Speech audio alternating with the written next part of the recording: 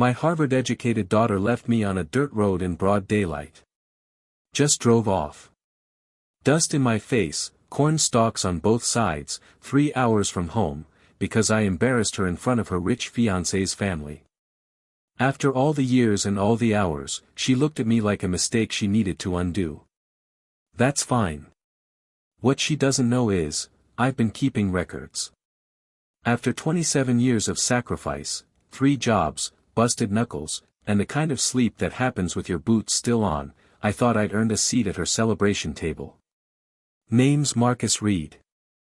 I fix buildings in Hartford so they don't fall apart.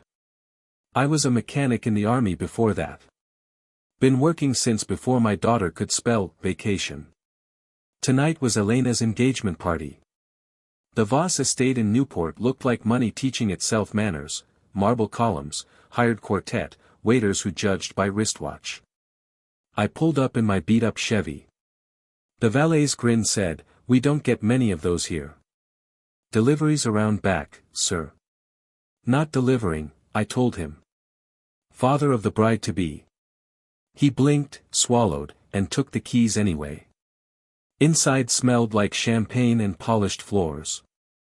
My thrift store suit tried its best. Rich noses twitch when they smell labor. Elena spotted me. For a heartbeat she was the kid I used to carry on my shoulders.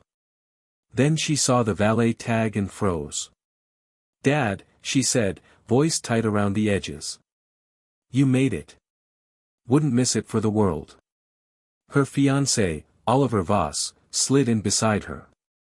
Good handshake, dead eyes, the kind that measure people in net worth. "Mr. Reed," he said. "Elena's told me all about your business." "My business?" He meant the construction firm she'd invented to make me sound respectable. "Mostly maintenance work," I said. "Keeps the lights on." He smiled the way people do when a joke goes over their head. Then came his mother, Lydia Voss, pearls, posture, power. "Mr. Reed," she cooed, "Elena says you built quite the company." How wonderful. For half a second, I almost told the truth, that the only empire I ever built was made of overtime slips. Instead, I swallowed it. "It's honest work, ma'am." Silence. The polite kind that stings. Elena looked away first. Dinner blurred, too much silverware, too many stories about yachts and legacy donations. Every question aimed at our family business, every answer Elena dodged with a nervous laugh. I stayed quiet. 27 years buys a lot of silence. By 10, I was ready to leave. That's when she appeared beside me on the terrace, all perfume and panic. "Dad, can we talk?" We stepped outside. The music faded behind the doors. She kept her eyes on the gravel. "Maybe you shouldn't drive home tonight." "I'm fine." "It's not that. It's," she exhaled. "People notice things. The truck. The way you talk about work." "Meaning?" "Oliver's family has standards." There it was. Not even wrapped in kindness. "Standards," I repeated. "Like honesty?" Her jaw tightened. "Please don't make this harder. I've worked too hard to fit in here." "You mean pretend," I said. She flinched. "Dad, please. I just called you a car. It's on the way. You ordered me an Uber. It's easier this way." I laughed once, no humor in it. "You used to call me when your car broke down. Now you use it to get rid of me." Her eyes glistened. "You don't belong here, Dad." The words landed like a slap you don't see coming. But I nodded anyway. Maybe not. 10 minutes later, headlights swept the gravel. She texted me while standing 5 feet away. "Please don't make this a scene. Just go." I didn't answer.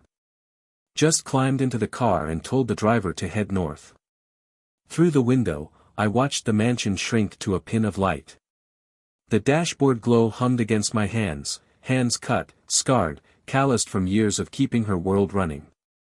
By the time the cornfields turned into highway, I'd stopped being hurt. I'd started doing math. Tuition. Apartments. Credit lines. The Lexus.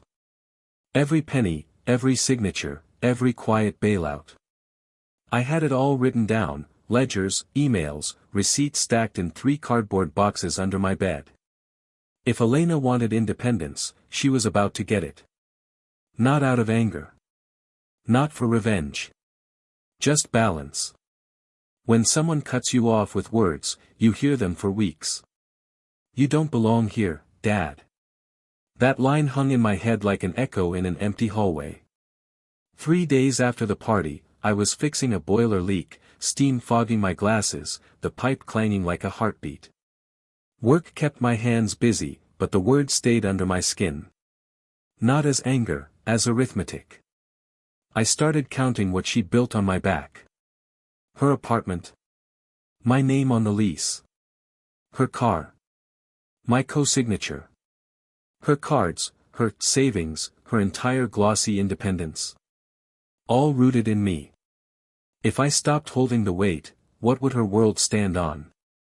That night, I pulled out the boxes from under my bed, 3 cardboard coffins full of paper. Elena school. Loans. Tax. Some people frame diplomas. I keep receipts. Every tuition wire, every housing deposit, every emergency payment she forgot to mention. At the bottom, a note she'd written at 17. Dad, I'll make you proud. I stared at it until the ink blurred. Then I started dialing. 9:02 a.m., locksmith. Full rekey. Tribeca loft. Change the access codes. Owner or tenant? Owner. He whistled. That kind of building, huh? You got it. 10:11 a.m., bank and lawyer, back to back. Paperwork. Disclaimers. Forms that smelled like toner and indifference. A bureaucratic symphony in B-flat. I signed, scanned, and notarized until my signature looked like exhaustion. Reyes, my lawyer friend, asked quietly, "You sure about this?" "I'm not burning her bridge," I said. "Just removing the handrails." By Wednesday morning, the first domino fell. 9:47 a.m., her key jammed. 9:52 a.m., a text. Dad, my door won't open. 10:13. My Amex just declined. Did you do something? I answered both with the same 2 words. Check management. At 11 o'clock, she called. I didn't pick up. By noon, she was outside my door. She looked smaller than I remembered. Mascara smudged in a pattern that looked like soot on a pipe, the kind I scrub off every winter. Dad, what did you do? She asked. Nothing you didn't ask for. I can't get in my apartment. My cards are frozen. Then it's time to learn what things cost, I said. You can't just shut me out. I didn't shut you out, Elena. I stepped back. Her breathing hitched. You're punishing me. No. Punishment is what people call consequences when they don't like them. Her face broke then, anger, shock, grief. It all mixed together. You're ruining my life, she whispered. I almost said, I already gave it to you. Instead, I said, you left me on a dirt road and called it progress. Now I'm letting you walk the rest of it. I closed the door softly, because slamming it would have been too kind. For a week, she called every night. I let the voicemails pile up, her voice shrinking with every message. Some angry. Some pleading. Dad, please. You can't mean this. I'm scared. The last one just said, I don't know what to do. I listened once. Then I hit delete. One snag, I'd missed an account. A savings fund I'd forgotten I opened when she was 15. The bank delayed my closure request. By the time I noticed, she'd already drained half to stay at a hotel. That small mistake made me smile. Life rarely unfolds cleanly. But it also meant I still had leverage left to pull. Monday. Noon. 3 envelopes on the table. One for the dean at her college. One for a colleague who'd once called her a bootstrap success story. One for Oliver Voss. Each held a neat stack of receipts and signatures, tuition wires, leases, payments, every proof that her rise had been father-funded. No note. No threat. Just evidence. I sealed them, took a sip of cold coffee, and walked them to the mailbox. A simple sound, clunk. That's how quiet truth travels. 2 days later, Reyes called. "Marcus, you're starting a conversation," he said. "About what?" "About reality. Some people who thought your daughter was self-made are asking where the money came from." "Then maybe they'll understand what honesty costs," I said. He exhaled slowly. "You okay?" "I'm steady," I told him. For the first time in years. That night, Elena called again. I almost didn't answer. Then I did. Her voice was thin. "Dad, please. I'm trying. I got a temporary job at the firm's reception. It's humiliating."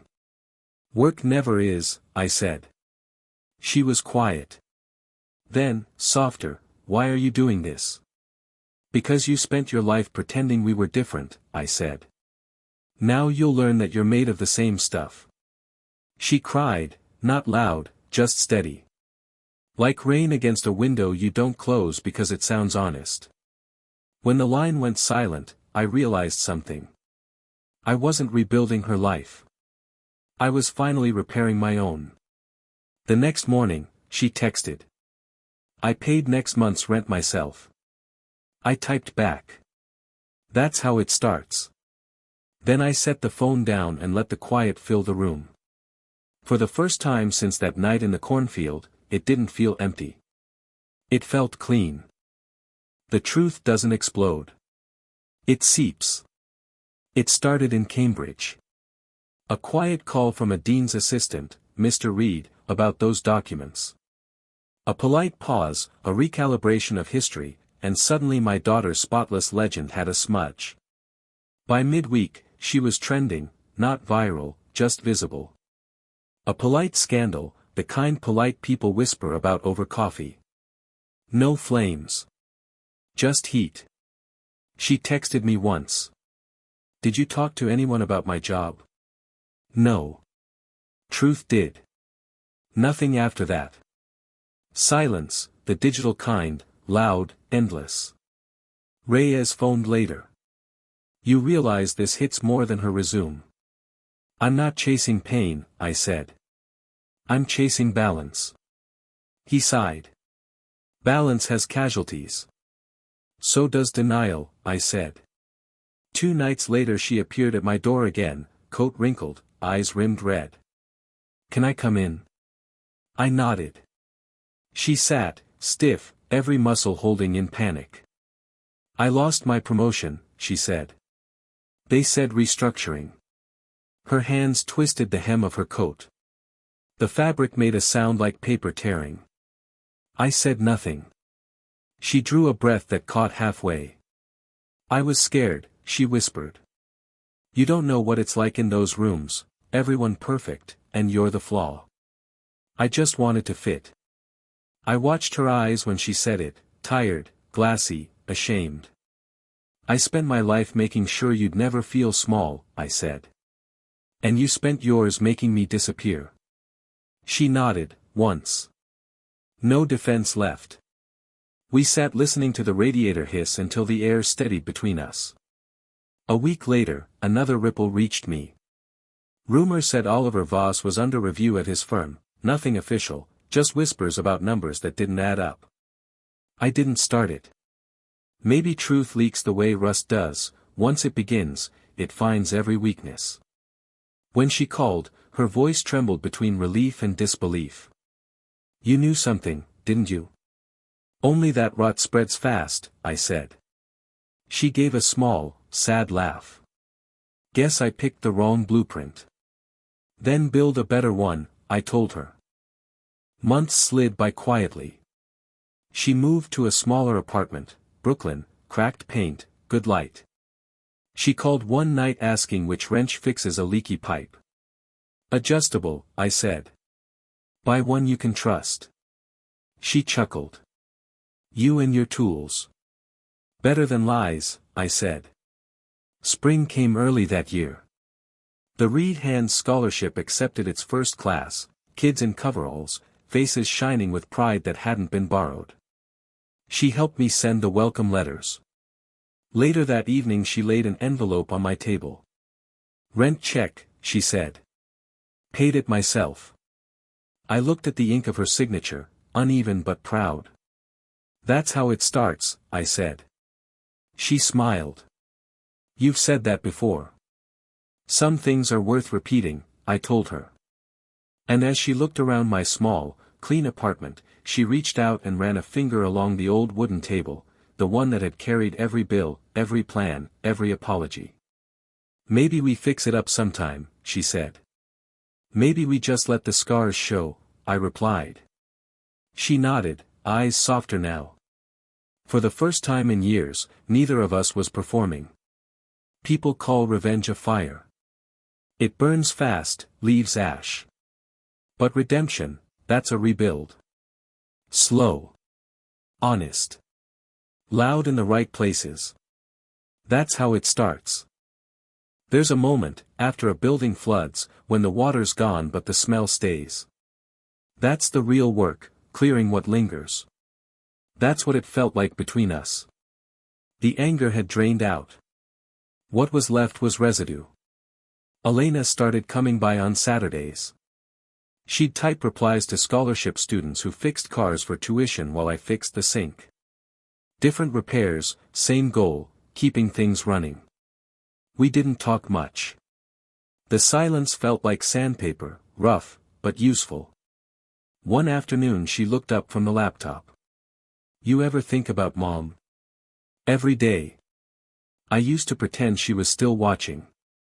Made me behave better. Guess we all perform for ghosts. She smiled, small but real. You're not angry anymore. I was never angry. Just disappointed you forgot we were the same kind of people. She nodded, then wrote something in her notes. Maybe I wanted to be different so bad I forgot being the same wasn't shameful. That's a good line, I said. Use it. By summer the Reed Hands program had grown, 10 new scholarships, 1 small workshop, enough buzz to draw a reporter. We didn't plan to be photographed. But truth has a way of finding light. The article ran with a picture of us in the workshop, me in my work jacket, her in a gray sweatshirt. Father and daughter build opportunities for working hands. It wasn't glamorous. It was true. For once, she didn't hide. Still, rebuilding isn't tidy. One evening she said, sometimes I miss that old life, the parties, the dresses, the feeling that I belonged. You never belonged, I said gently. You performed. She nodded. You ever miss pretending? Only when silence gets too honest. She laughed. You should write that on a wall. I fix walls, I said. I don't write on them. The apartment turned into our workshop. I taught her how to patch drywall, sand corners, find a stud behind plaster. She cursed softly, laughed when she got it right, swore again when she didn't. Patience, persistence, forgiveness in another language. While cleaning a cabinet one Sunday, she found a photo, 5-year-old Elena beside a crooked birdhouse, toy hammer in hand. You kept this? Course I did. I don't remember it being that crooked. It was, I said. But it stood. She smiled. Just like us. Just like us. A week later she brought a small wooden box. Inside lay a single pearl earring. I sold the rest, she said. Paid off what I owed. Thought I'd keep this one as a reminder. One's enough to remember, she said quietly. I don't need the pair to prove it. I nodded. The line was pure her, finally simple, finally true. By fall, the scholarship kids invited us to their first open workshop. We watched them weld, sand, build. A boy, 16, crafted a chair that didn't wobble once. When he handed it to her to test, she sat, bounced slightly, and laughed. Sturdier than my old life. I smiled. That's how it starts. She looked up, eyes bright. You've said that before. Yeah, I said after a beat. That's how it holds. Outside, the air smelled faintly of rain and earth, cleaner than that dirt road years ago. She linked her arm through mine. You know, she said, when I left you out there, I thought I was saving myself from shame. But all I did was trade it for loneliness. You learned the long way. Worth it? Always. People think redemption is loud, confessions, applause, miracles. But most of the time it's this, a daughter learning to hold a hammer, a father learning to hold his peace. You don't erase the damage. You make the cracks part of the design. Camera pans from our hands on the repaired wall to the photo of that crooked birdhouse. Fade to dust and light. That's how it starts. That's how it holds. A building's never really finished. You tighten bolts, repaint corners, listen for the sigh it gives when it settles. That's how the program felt, solid, but still breathing. By winter, our first class had grown to 10 apprentices spread across half the state. One of them, a tall 19-year-old named Luis Vega, caught my eye. Quiet kid. Quick hands. The kind of focus that comes from growing up around noise. He reminded me of myself at that age, trying to hold the world together with a wrench and a prayer. Elena stayed late, helping him with forms and laughing at stories about his mother cleaning offices. When she laughed, it wasn't charity, it was recognition. Whatever spark I'd worried about turned out to be ambition, not affection. Good. She'd found a student, not a substitute. One night after class, Luis asked, Mr. Reed, you think fixing things ever really ends? No, I told him. You just get better at knowing which cracks matter. He grinned. Then maybe I'm on the right path. I offered him a part-time job at my Hartford building. He accepted before I'd finished the sentence. That first week, he carried every tool like it was borrowed time. Elena joined us on Saturdays. They repainted hallways, patched ceilings, argued over playlists. Every good structure needs tension. It keeps it upright. Mid-February brought a blizzard. Power failed, pipes froze, tenants panicked. Luis and I worked by flashlight, hands numb. At one point he said, you could call a crew. Crews don't care if the heat fails at 2 a.m. families do. He studied me. That's why you started the scholarship, huh? Not for charity, I said. For continuity. He nodded. Then let's keep it going. We got the furnace breathing again just before dawn. Elena, who'd refused to wait in the truck, started clapping like we'd pulled off a miracle. In that beam of light, I realized the program wasn't my legacy anymore. It was ours. Spring thawed more than the pipes. Applications doubled, donations trickled in. Elena managed outreach, Luis coordinated workshops. I watched them debate supply lists and budgets and thought, they don't need me to hold every nail anymore. Then Reyes dropped by with new contracts. You ever thought about stepping back, Marcus? Let the next generation run it? I laughed. You calling me old? Calling you done with punishment, he said. Time to build forward. After he left, I sat staring at the workbench. Retirement sounded like surrender. But maybe teaching was the same thing, just with lighter tools. That night, Elena found me sketching on scrap paper. You still draw on napkins? She asked. Helps me think. She studied the lines. You ever wonder what happens when you stop drawing? Then someone else picks up the pencil. She smiled. Maybe that's what legacy is, handing over the tools, not the guilt. I nodded. Blueprints and burdens. Hard to tell them apart sometimes. Maybe the difference, she said, is who carries them next. A few days later, Luis brought a small wooden plaque. The Reed Hands Workshop burned into it with a soldering pen. On the back he'd etched, built by those who refuse to quit. He handed it to me, proud and nervous. Thought it should hang where people walk in. I ran my fingers along the grooves. Look steady, I said. He grinned. That's how it starts, right? I chuckled. That's how it holds. As we locked up that night, Elena looked around the dim shop, the smell of sawdust, the hum of distant traffic. The air smells cleaner here, she said. Like that dirt road before the rain. Back then, dust clung to my boots. Now, sawdust clung to hers. She turned off the lights. You know, Dad, when you said balance isn't revenge. I didn't get it. Now I do. What changed? I stopped trying to erase what built me. Through the window, the workshop glowed faintly in the street lamp, frames, walls, structure. Everything we'd fixed. Everything we were still fixing. People think inheritance means money.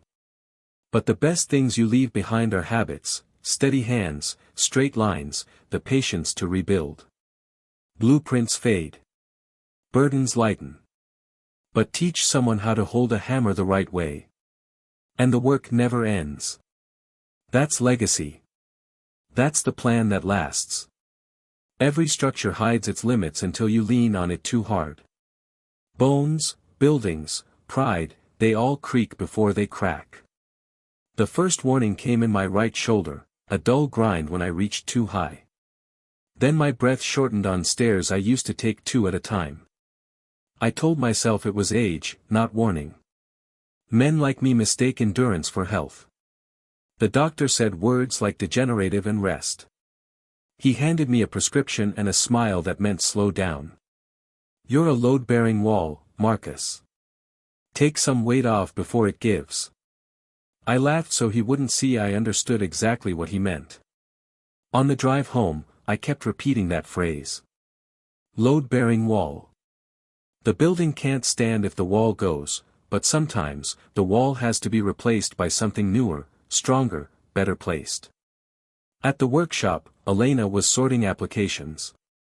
Luis was teaching a kid how to brace a beam. Neither noticed me standing in the doorway, arm aching but heart full. He corrected the boy's grip. Keep your hand closer to the center, control, not force. It was my line. Hearing it from someone else felt like a benediction. When they finally looked up, I said, we need to talk about schedules. I'm going part-time. They both protested. I raised my good hand. Don't fight it. You two run the day-to-day. I'll come in when you need another pair of eyes. Luis blinked. Sir, you built this place. Then I know when to step back before I break it, I said. Letting go, one habit at a time. At first I still arrived before sunrise, pretending to check inventory. Elena started locking the supply room at night. You trained us too well, she said, smiling. Delegation's part of the job. I tried to argue, but my shoulder answered for me. So I started teaching instead, short evening classes on safety, load calculations, the tricks manuals don't print. Kids listened the way I once wished Elena had, alert, unfiltered, hungry. Every lesson eased the ache a little more. Reyes visited one Saturday with coffee. He looked at the brace on my arm. You ever think of closing up shop someday? Buildings need maintenance, I said. So do people. You shut either one down too long, everything seizes. He smiled. So you'll keep teaching? Until they stop showing up. We sat on the back steps, watching evening settle over the yard. The smell of sawdust mixed with spring rain, same cold as that cornfield once. Only now someone stayed until the engine turned back on. April storm. Lightning split a branch that tore the roof open. When I arrived, Luis and Elena were already there, tarps flapping. "You're supposed to be resting," she said. "Walls don't rest when the roof leaks." We worked until dawn, hammering new beams in rhythm with the rain. When I climbed down the ladder, she steadied it. "Careful," she said. "Always." Water dripped off the edge like applause. A month later, they called me in early. A cloth covered something on the wall. They pulled it away. I read the words twice before they stopped shaking. The Marcus Reed Workshop. For teaching us that strength isn't what holds the weight. It's what shares it. I didn't speak for a while. They waited. Sometimes silence is the only thank you big enough. They hung it beside Luis's first sign. The two plaques looked like brackets, holding the space between them. I don't work full days anymore.